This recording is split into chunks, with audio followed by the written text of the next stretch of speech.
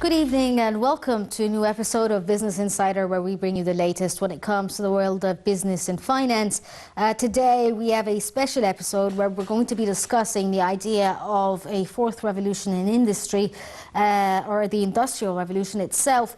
And the idea of the fourth revolution is to see a convergence between artificial intelligence as well as data technology in ways to find solutions for a number of things in industry, not just factories, but also when it comes to agriculture and education and so forth.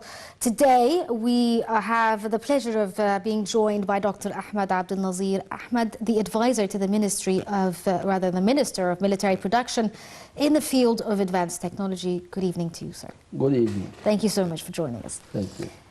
Before we start off with the episode's main topic, we're going to take a look at a report about Egypt launching a digital platform to discuss state ownership policy document on Monday. During the conference, the Prime Minister, Mustafa Madbouli, discussed means by which this platform will work and the next phase when it comes to the economic reform program. Here's the report.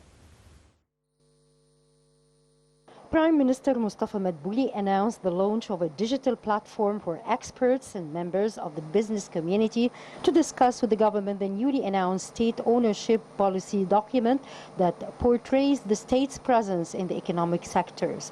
The state ownership policy document identifies the sectors from which the state plans to withdraw, decrease or increase its presence over the coming 3 years. According to the Prime Minister, over the next 3 years, the private sector's participation in public investments will rise to 65%, up from 30% currently. The newly launched digital platform aims to enhance the mechanisms of communication between the government and the private sector, empowering the private sector to participate with the government in the economic policy making. By accessing the platform, experts and specialists will be able to share their opinions and suggestions and participate in the dialogue regarding the different sectors included in the document, such as education, healthcare, agriculture, and communications. Moreover, the cabinet also launched a mobile app named Sharq that provides information about the document as well as regular news about the state's activities in this regard. The document is a continuation of the reforms adopted by the Egyptian state, Madbouli said during the panel discussion, affirming that the state seeks to implement the second phase of the country's 2021 structural reform program and a program to modernize assets worth $10 billion annually. According to the document, areas the government intends to exit within 3 years include a number of activities in the agriculture sector and grains, with the exception of wheat. Areas that will see the government's exit also include drinking and sewage water, communications and information technology, accommodation services, and food and beverage services. Areas where the government may reduce its presence include a number of activities in the transportation sector, education, water sector, mining, power, real estate, mobile phone services, and sports.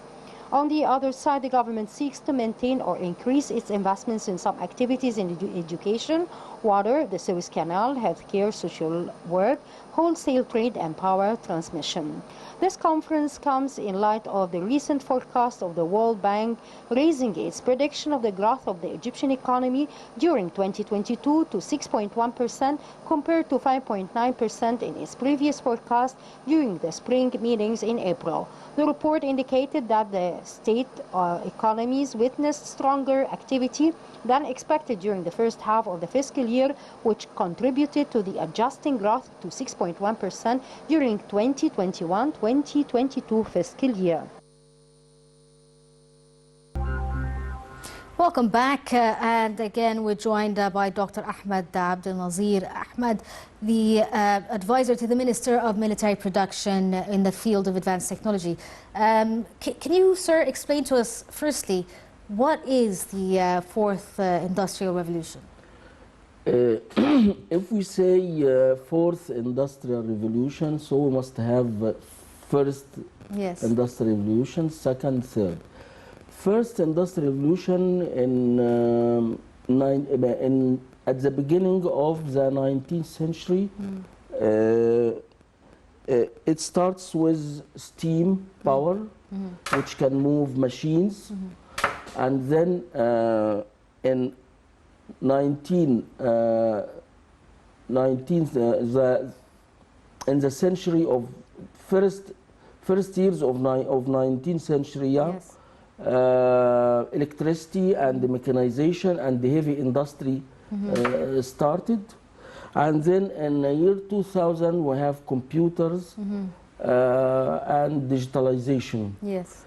But in the year of now, we can say now, in the last 20 years, we have started already the Industry 4.0, which means machines can talk to each other. You can collect the data from each machine.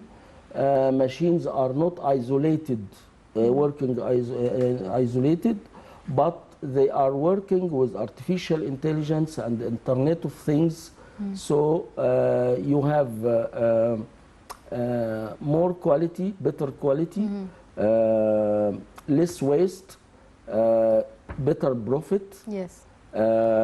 And impact on the environment also is very low. So how does it cause the effect of a low impact when it comes to the environment? Why is technology important to combat climate change? Technology is important because, for example, the waste or the excess of material, you just use the needed quantities exactly. Yes. Also, power consumption, very reduced to the needed one. Yes. Not to put more power, so more gasoline and more exhaust. Also, for example, in smart irrigation or smart agriculture, you use a very specific quantity of water for each plant. So you can control the water from plant to plant, fertilizers also. So as you don't use excess fertilizers, so you keep the environment, the ecosystem. So this is the main effect of Industry 4.0. So where does AI come into it? I can understand, having machinery that has specific, configurations, for instance, the amount of water needed here for this kind of crop and so forth. But artificial intelligence for these machinery, why is it important? Artificial intelligence, from the name, it simulates the brain of the human, but not 100%, 10%, 20%. So collecting the data and data mining, and then you can handle this data and can think by the machine itself, by the programs, to take decisions. This is what's called artificial intelligence. Yes. Some simulation of the human brain, but not in full capacity. Yes. We can go back towards the end of the show about the idea of artificial intelligence, because there has been major progress when it comes to artificial intelligence. But is Egypt actually in the Industrial Revolution, the fourth Industrial Revolution? Are we using this technique? Okay, yes, we have the Supreme Council for Industry 4.0 or the digital era. Yes. This council by presidential decree and has a consulting body with 5 committees specialized in infrastructure, in security, and data handling, in industry, to develop the industry. So we already take actions as the state or the nation take actions to go through this Industry 4.0. Industry 4.0 is not a choice. It is a must. Because all the world will handle everything with Industry 4.0. As before, you remember the literacy in writing. Yes. And then literacy in computer. Yes. Now the literacy will be I4 or not. Yes. Because if you have a machine and the machine has some problem, the technician will not come from Europe to here to repair it. Yes. He will repair it from there by Industry 4.0, by artificial intelligence, by augmented reality, by Yes. can interfere from there. Yes. So we have to go through this era of Industry 4.0. Can you give us examples of such techniques used? For instance, like the new cities that are being built, the smart cities. Smart cities. Are these part of the idea of industrialized? Yeah, of course, revolutions? of course. In smart cities, you will have Wi-Fi network in the streets. You will have cameras. These cameras can look at faces, at cars' numbers, and can know all the data about these objects in Yes. time. Yes. In time. So can also prevent accidents, prevent crowdy streets to be crowdy. Yes. Oh.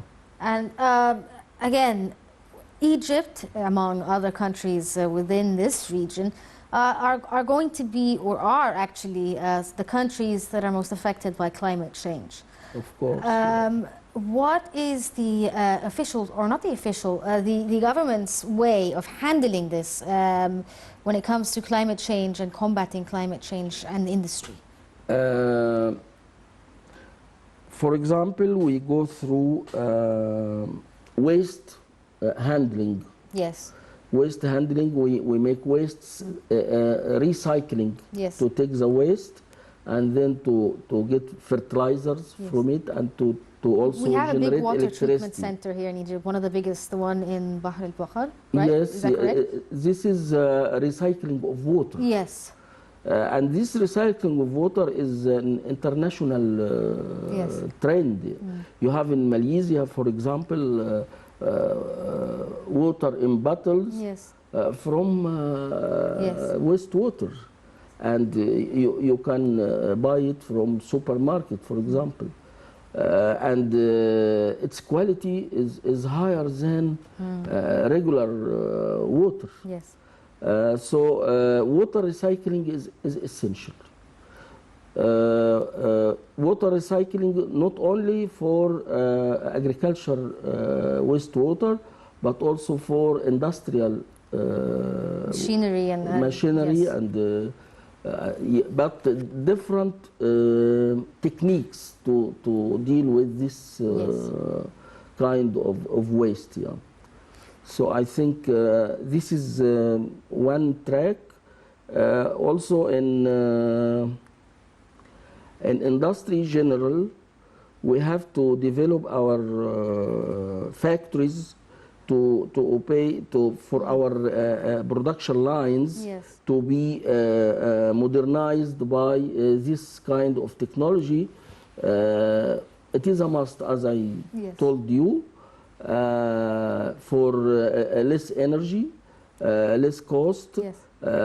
high profit, and also connectivity with the world. Yes. We've also seen major projects in Egypt, like the Benban solar farm. This involves a lot of major technology and cooperation with other countries as well to give us some sort of equipment to deal with these solar farms. Is this farm going to be, for instance, remotely maintained, remotely controlled, or is it just traditionally maintained by engineers there? Later will be remotely maintained and Yes. remotely operated. Yes. And you are lucky here in Egypt or in our Middle East area. We Yes. have sun, very, very intensive, and we can extract electric power from it at very low price. Yes. But the problem is still now in the efficiency of the photovoltaic photovoltaic cell itself, but it is under development. Yes. Sir, what about the idea that of what the Prime Minister spoke about yesterday, that they want to start a digital platform for these projects, basically, and the idea is to include the private sector within the industrialization of the nation and the reform program itself. How important is it that we have such a platform? Because this also comes into the idea of connectedness and having everyone in touch. You see, the government will not work isolated from the private sector. And the trends now to go to privatization. Yes. So with this trend, we have to work with the private sector, which Yes. is which have more maneuverability and also can take risks of developing and can go into joint venture projects. Government is some restriction, Yes. as you know. Yes. One of the issues with industrialization, or this idea of industrialization and AI technology, or robotics in general, is a fear by the average person around the world that they will lose a job. Is this? This is not totally correct, because some kinds or some sorts of job will disappear, Yes. but some others will be generated. Yes. So we have to qualify ourselves for the next era, Yes. to make some what's called transferring training or something like that, to change the skills of the laborers from this field to that field. So this will be not against the labor, but with the labor.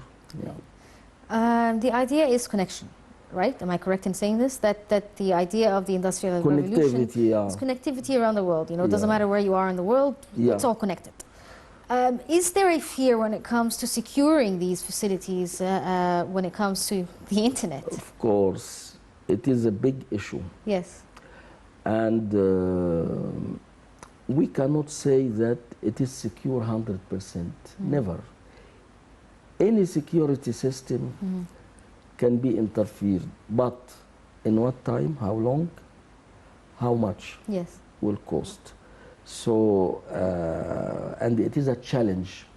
And always you have encryption or cybersecurity and attacks, and both are quarreling until the end. Yes. So it is a must to face such circumstances. Yeah. What about the idea of this industrial revolution and the economy itself? Is it positive for the Egyptian economy when it comes? We've seen, obviously, in the last 8 years or so, major leaps when it comes to technology and the use of technology in Egypt. Do you think that this is something positive for the Egyptian economy itself? Of course, must be. I have example with some factory in the private sector. Yeah. Industry 4.0 was implemented in a production line. The cost of electricity is reduced by 20%. So instead of paying the bill of 300 million pounds monthly, it is reduced. And everything, material also, material supply, supply chain also is optimized. Yes. When it comes to optimization, obviously this is important, especially today, because of COVID and because of the crisis with Ukraine, there's a worldwide food shortage. Where does technology come in when it comes to production? Like here in Egypt, we've been trying recently to increase wheat production. Is technology utilized in this area? Wheat production, Yes, you mean, yes. in agriculture? Yes. Of course. Yes. Because with Industry 4.0 in agriculture, you put sensors can measure temperature of the ground, humidity of the ground, concentration of fertilizers by quadcopters and multispectral cameras, hyperspectral cameras. You can sense the real health of the plant, Yes. whether it needs this fertilizer, this salt, this Yes. water. So you can control your Crop loss. production Yes. instantly. Yes. So you get a higher Yield, production, yes, of course, yes. higher yield. Yes. Can we go back to the idea of AI? This is also something that people can be fearsome of, because there's, a lot of talk that maybe not necessarily right now, but, in the near future, these artificial intelligent machines will be sentient, I suppose, or conscious. Is this something that people in your field think about? Okay, I can't- consciousness of artificial intelligence, you know, being able to be more human.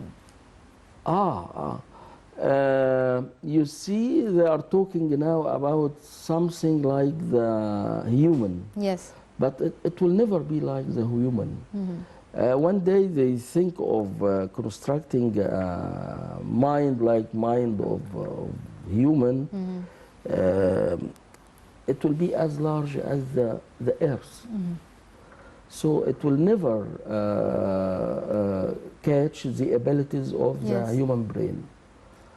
Because the brain of the human who made Yes. this, it will be like, will be not like him. So this isn't something that is going to happen anytime soon or possible. The robot is a computerized machine. Computer. The robot Yes. is a computer, but Yes. with artificial intelligence, with sensors, with actuators. Yeah, can you tell us a bit about the ministry itself as an advisor for the Ministry of Military Production? How have they integrated I4? We have already started a project with Academy of Scientific Research and Yes. Technology, Yes. Ministry of Higher Education and Research, Yes. constructing an alliance, national alliance for industry 4.0. I was the PI for this alliance. Yes. We have been funded by the academy. We have already executed 3 projects or implemented 3 projects.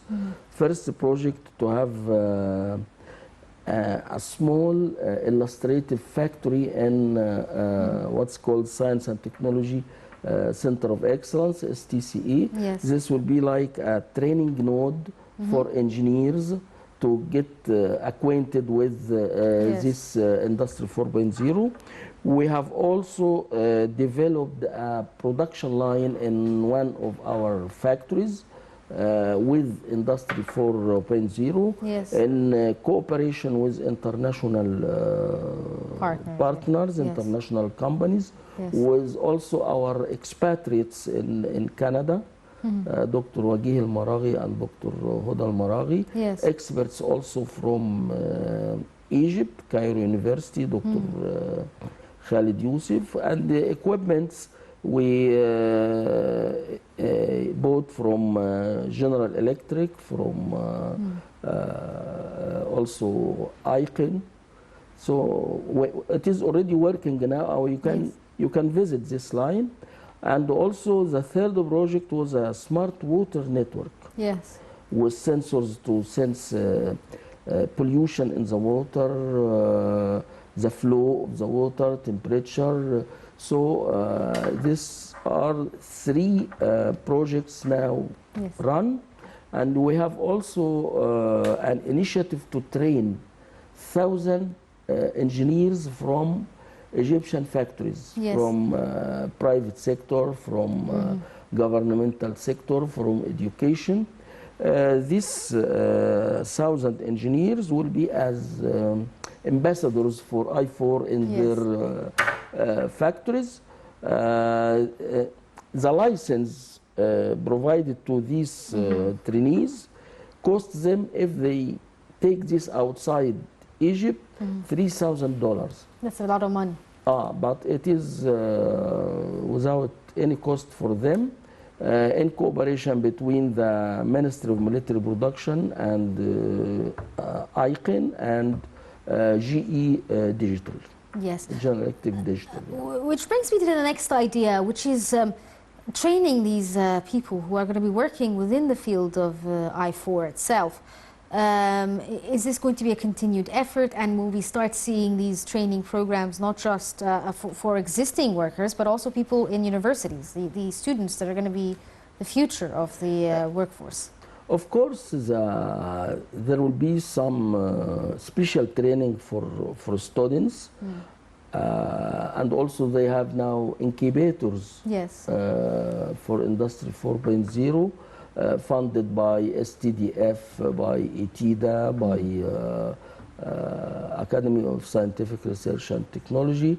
So you have to have now not engineers, but also from Faculty of Agriculture, Faculty of Medicine, because Industry 4.0 is not in factories only. Yes, As I told you before, in agriculture, in medicine, in education, in all avenues in the life. Yes.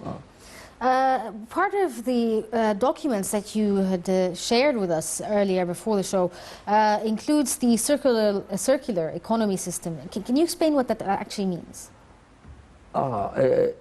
It needs the graph. Yeah, but yes. So I think It's a circle basically, but how is it circular? The economy circulates between different disciplines. Yes. With this high technology. So I think next definitely next episode next time we can talk about this in more details, with the help of some graphs. Yes. Can you tell us a bit about what other cooperations could we find between Middle Eastern countries when it comes to this idea of I4? Are we trying to connect with the other Middle East companies? For instance, last week we launched the Nilesat satellite, and that not only connects us with the MENA region, but is supposed to connect us to Southern Africa as well. Nilesat, which was launched, it is for broadcasting. Yes, but it also has internet services. And the new thing, they have also communication equipment on it for internet. Yes. So high-speed internet and or wide band internet for communication. Yeah, is this going to help as well with the idea of will help to communicate with other countries. Yes, so it's going to be a ping system basically. That's what I understand from it. Is they ping information from one satellite to another. To another, repeater, as a repeater, for example. Well, unfortunately, sir, we're running out of time, and this is a very interesting discussion, and there's so much we need to talk about, but we'll probably have another episode to discuss this. I hope so, and I think also we have graphs and everything to be ready to explain. Yes, definitely. We're going to have a more expanded talk about the idea itself and how it works. I hope so. Dr. Ahmed Abdelnazir Ahmed, the advisor for the Minister of Military Production in the field of advanced technology. Thank you so much for joining us this evening. Thank you. This brings us to the end of this episode of Business Insider, but stay tuned for more on Nile TV.